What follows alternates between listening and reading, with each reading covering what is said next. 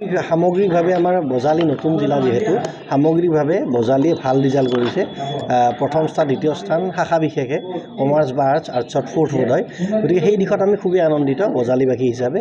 কিন্তু আজি ইমান বছৰে 37 বছৰে এটা পজিশ্যন মানে যিটো ষ্টেণ্ড কৰা যিটো আমি বুলি কওঁ প্ৰথম 10টা পজিশ্যনৰ ব্যৱস্থাটো আছিলে আৰু তাকে লৈ বিভিন্ন শিক্ষানুষ্ঠানে তাকে লৈ গৌৰৱ কৰিব পাৰিছিলে। আমাৰো সেইটো ধাৰা অব্যাহত আছিলে আজি ইমান বছৰে 18 বছৰে। কিন্তু কথাটো হ'ল কি আজি এইবাৰ সেইটো হোৱা নাই। গতিকে অলপ পৰিৱেশটো নিমাও হৈছে, অকণমান উৎসাহটো যেন নোহোৱা হৈছে ল'ৰা ছোৱালীৰ অকণমান তেনেকুৱা মোৰ অনুভৱ হৈছে। কিন্তু যি কি নহওক ভাল পাৰ্চেণ্ট এটা পালে ভাল হ'বই ভৱিষ্যতে আৰু ভাল পাৰ্চেণ্ট পোৱাটোৱেই মূল কথা। গতিকে ষ্টেণ্ড লৈ এইটো বিষয়ত আৰু মই বিশেষ ক'ব নোখোজোঁ। কিমানমান ছাত্ৰ ছাত্ৰী আছে ইয়াৰ পৰা অৱতীৰ্ণ হৈছে?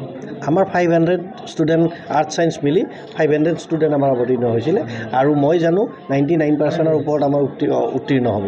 আজি আচলতে এই স্থান লাভ কৰাৰ এইটো এইবাৰ মানে নোহোৱা কৰিছে। এই ক্ষেত্ৰত ছাত্ৰ ছাত্ৰী হওক বা শিক্ষক-শিক্ষয়িত্ৰীৰ মাজত কিবা অলপ দুখ প্ৰকাশ আচলতে হৈছে? দুখ নহয়, দুখ ষ্টেণ্ড নথকাৰ কাৰণে বা কাউন্সিলে লোৱা সিদ্ধান্তটোৰ কাৰণে কোনো দুখ হোৱা নাই।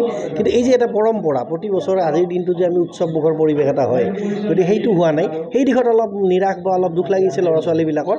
কিন্তু সেইটো এইবাৰ হৈছে, অহাবাৰ হয়তো এইটো হেবিচুৱেল হৈ যাব। এইটো পৰম্পৰাটো হঠাৎ নোহোৱা হ'লেতো অলপ আকস্মিকভাৱে দুখ পাব এই ল'ৰা ছোৱালী।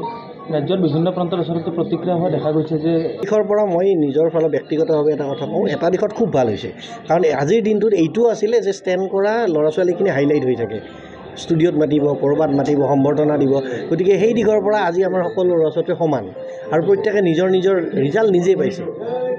গতিকে সেই দিশৰ পৰা ইকুৱেলাইজ হৈছে, ল'ৰা ছোৱালীখিনিৰ প্ৰতি কিছু জাষ্টিছ কৰা হৈছে, সেইটোও মই ক'ব লাগিব।